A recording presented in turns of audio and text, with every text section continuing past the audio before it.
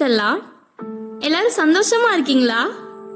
நம்ம daily bread tales channel உங்க எல்லாருக்கும் ஆசீர்வாதமா இருக்கும்னு நான் நம்புறேன். இன்னைக்கு அவரோட வார்த்தை என்னன்னு கேட்போமா? வாங்க.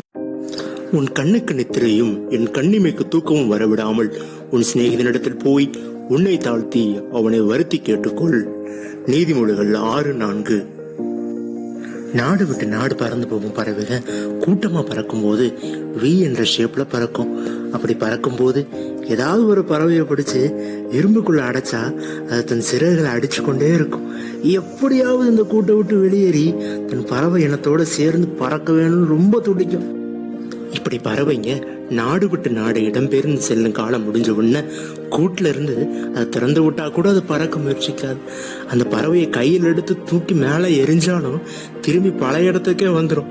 பறக்க வேண்டுங்கிற எண்ணம் அந்த பறவைக்கு இடம்பெறும் காலத்துல மட்டும்தான் இருக்கும். அந்த காலம் முடிந்த பின்பு அந்த பறவையை நாம பறக்க அனுமதிச்சாலும் அது பறப்பதில்லை. காலம் கடந்து போன பின்பு நாம் செய்யும் எந்த செயலுமே பிரயோஜனப்படாது.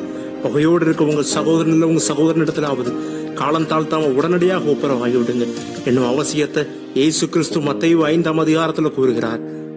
நீ பலிபீடத்துல உன் காணிக்கையை செலுத்த வரும்போது உன் பேரில் உன் சகோதரனுக்கு குறைவென்று நினைவு கூறலனா அங்க பலிபீடத்திலே உன் காணிக்கை வச்சுட்டு போய் முன்பு உன் சகோதரனோட ஒப்புரவாகி பின்பு வந்து உன் காணிக்கையை செலுத்து.